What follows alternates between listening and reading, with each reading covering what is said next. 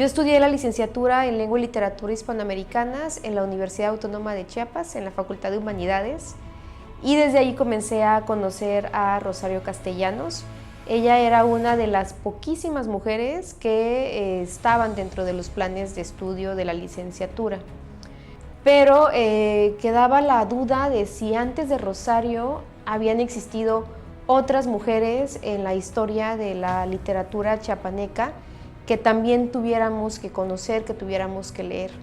Y justamente mi tesis de maestría fue estudiar a escritoras chiapanecas de la primera mitad del siglo XX, es decir, previas a Rosario Castellanos. Y cómo muchas mujeres comenzaron a escribir a principios del siglo XX porque tenían algo que decir. Había muchas mujeres que estaban estudiando para ser profesoras normales y que por ahí comenzaban a leer poemas, cuentos, y que ellas mismas querían ser creadoras de la palabra, creadoras de poesía, creadoras de cuentos. Una de mis primeras autoras que estudié, por ejemplo, se llamaba Emma Fernández, y ella escribió entre 1916 y 1918. Y en este recorrido que hice, finalicé justamente encontrándome con la Rosario, pero la Rosario joven que publicó en la prensa chiapaneca, y es cuando me di cuenta del valor que tiene esta escritora, no solamente, digamos, a partir de todo lo que hizo, sino también de cómo, de alguna forma, las escritoras que la antecedieron le dieron a ella o le abrieron el camino para que Rosario se convirtiera en la gran escritora que conocemos actualmente. Y en cambio, Rosario, desde joven, ya empezaba a incluir en su poesía temas filosóficos. Ella meditaba sobre cómo por medio de la palabra las personas podían trascender, es decir, que más allá de nuestra existencia en el corto o mediano tiempo que pasemos con vida, la palabra nos permite trascender más allá de nuestra vida mortal. Y creo que al final, si Rosario estuviera viéndonos desde donde ella se encuentra en este momento, se daría cuenta de que logró ese objetivo que tuvo desde que era muy joven, trascender. Tanto que a 100 años de su nacimiento seguimos hablando de ella y nos damos cuenta de que hay una Rosario para todos los gustos. Yo siempre digo que la impresión que cada persona tiene de Rosario depende, claro, que de los textos que leamos de ella, porque fue una autora que escribió muchísimo y que además escribió muchos géneros. Escribió poesía, escribió narrativa, tanto en cuento como en novela, teatro, ensayo, hizo artículos de corte de crítica política. Entonces, hay una Rosario para todos los gustos, pero además creo que cada vez que la leemos en diferentes momentos de nuestra vida, podemos entenderla de formas distintas. Me di cuenta de la fuerza de su voz y estudié el tema de la soledad. A partir de esta investigación comencé a ahondar más sobre la presencia de la soledad en la obra de Rosario y me doy cuenta de que es un tema que la acompaña a lo largo de toda su escritura, pero que también es una presencia. Es decir, cuando nos sentimos solos es porque nos damos cuenta de la ausencia de alguien, pero también es cuando sentimos que falta alguien con quien conversar.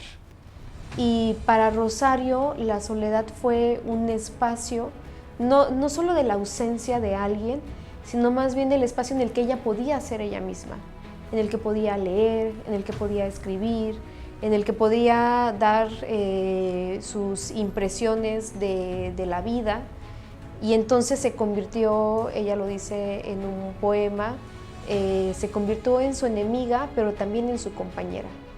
La soledad es el espacio que la acompaña a lo largo de su escritura y que le permitió convertirse en esa voz introspectiva en donde puede analizar las facetas de la vida, sobre todo desde su condición como mujer.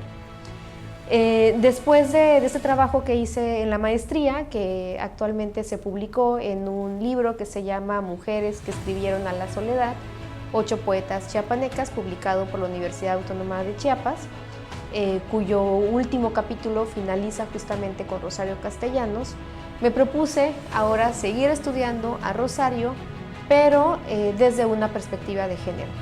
Entenderla a ella no solamente como escritora, como poeta, como intelectual, sino ella desde su condición de mujer. ¿Qué nos dice Rosario Castellanos de las mujeres? Y me he encontrado con una Rosario feminista, que a veces no todos reconocen esta faceta de Rosario o la reconocemos en la superficie. Ella nació en Ciudad de México por azares del destino, su familia se encontraba viajando por allá, pero luego regresó a Comitán, de donde eran originarios sus padres, y ella vivió su infancia y su adolescencia en Comitán. En Comitán su familia era una familia muy conservadora y en los usos y costumbres de la época, ¿no? En el Comitán de los años 20, los años 30. Ella comenzó a estudiar ahí, pero había una instrucción diferenciada entre hombres y mujeres. Después ella parte a la Ciudad de México, allá estudia en la UNAM y estudia una maestría en filosofía. Y justamente su tesis de maestría se llama Sobre la cultura femenina, en donde ella busca explicarse por qué ha habido a lo largo de la historia tan pocas mujeres participando en la cultura. Esta tesis se presentó en 1948. En esta época había muchos discursos biologicistas en relación a las diferencias entre hombres y mujeres. Quizás para nuestro presente estos discursos ya no los comprendamos del todo, pero en esa época todavía se creía que las mujeres tenían una incapacidad biológica para tener un desarrollo intelectual. Y entonces Rosario en esta tesis busca desentrañar este tema, y ella llega a la conclusión de que no es así, que las mujeres y los hombres tenemos la misma capacidad intelectual. Tan es así que han existido a lo largo de la historia muchas mujeres que han participado, no tantas por supuesto como los hombres, pero sí algunas que han participado en la cultura. Una de ellas, por ejemplo, es Sor Juana Inés de la Cruz, a la que Rosario la llama el monstruo devorador. Y bueno, y Rosario llama a todas estas mujeres intelectuales como las contrabandistas de la cultura. Dice que de alguna forma estas mujeres lograron insertarse en la cultura como si fueran contrabandistas, en silencio, en cuclillas por la noche. Y entonces ella dice, hombres y mujeres tenemos las mismas capacidades intelectuales, el problema es cultural. Rosario en este texto muy temprano de 1948 llega a la conclusión de que las mujeres de alguna forma llegan a trascender o llenan su necesidad de trascender por medio de la maternidad, y es por ello que hay pocas mujeres participando en el campo intelectual. Más adelante ella hace una crítica a la maternidad en los términos en los que en la sociedad ya en los años 60, en los años 70 se desarrollaba, ¿no? Ella dice, bueno, es injusto y es poco equitativo que las mujeres dediquen gran parte de su vida a cuidar y que entonces se les cierren otras puertas. Se da cuenta de ello en un discurso que dio en 1972, justamente 2 años antes de su muerte. Es un discurso que se llama La abnegación, una virtud loca. Hay que entender que Rosario tenía muy buen sentido del humor y era muy ironista. La ironía le permitía decir verdades bajo cierto halo, en donde no se pusiera ella bajo la lupa, digamos, de los poderes o bajo el escrutinio público, ¿no? Entonces decía cosas muy fuertes para su época, muy retadoras para los poderes de su época, pero por medio de la ironía era como si lo estuviera diciendo medio en broma, medio en serio. Y eso le permitió hacer mucha crítica. Entonces, en este discurso que ella dio justo como parte del Día Internacional de la Mujer, y que lo dio enfrente del presidente y de muchos funcionarios, ella criticaba la abnegación.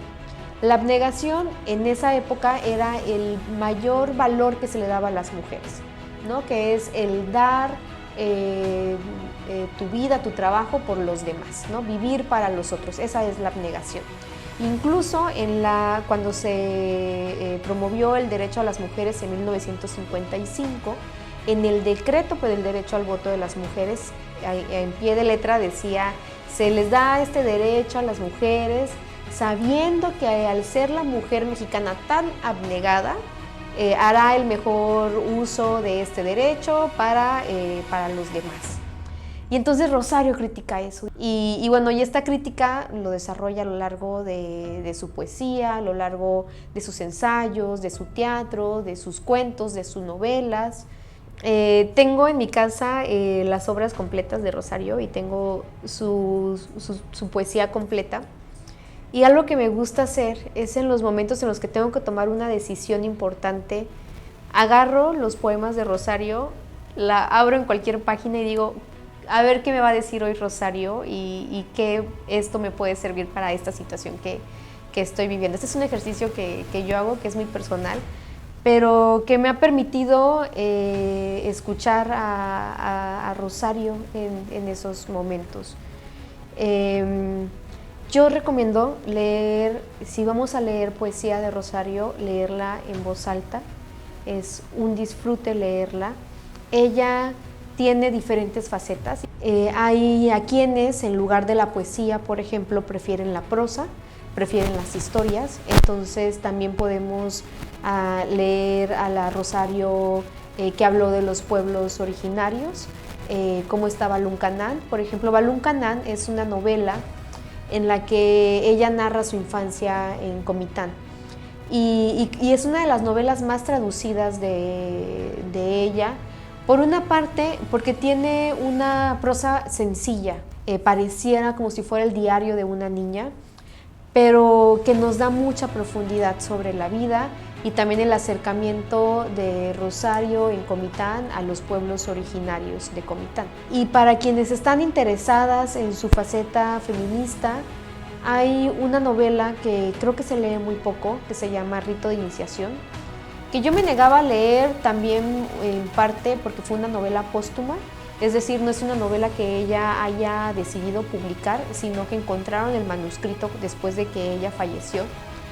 Y entonces había este estigma o este mito de que Rosario no quería publicarla. No lo sabemos, sabemos que no la publicó en su momento, que en su momento sí ella dijo no lo voy a publicar, pero no sabemos si más adelante la hubiera retomado y luego hubiera decidido publicarla. Y es una novela en la que se retrata a una joven que comienza a estudiar la universidad y que comienza a conocer el mundo, comienza a comunicarse con otras personas diferentes a ella, comienza a conocer la ciudad y entonces entra en una serie de cuestionamientos en relación a qué vida va o qué rumbo va a tomar su vida. Y hay otro acercamiento a Rosario que a algunas personas no les gusta, que son las cartas a Ricardo. Ricardo Guerra fue su esposo, su pareja, el padre de su hijo, y ella escribía muchas cartas, no solamente a Ricardo, sino que escribía cartas a sus amigas, a sus amigos, a sus familiares, y dentro de una de esas personas era Ricardo, y ella le escribió durante largo tiempo mientras mantenían una relación sentimental, pero también después. Entonces en estas cartas retrata mucho de su vida, pero podemos ver a una Rosario íntima, más allá de la escritora y de la filósofa y de la intelectual. Estamos viendo a una mujer que quiere que su nombre sea conocido, que quiere escribir porque quiere ver su nombre publicado en un libro, que quiere que las personas sepan que existe y conozcan sus pensamientos, pero también a una mujer que tiene problemas con su pareja, que tiene problemas con su hijo, que tiene inseguridades. Y creo que aunque muchas personas se enojaron cuando se publicaron estas cartas porque de alguna forma ella no escribió estas cartas pensando que la íbamos a escribir, que la íbamos a leer, ¿no? pero creo que nos permite conocer esa otra faceta más íntima de Rosario Castellanos.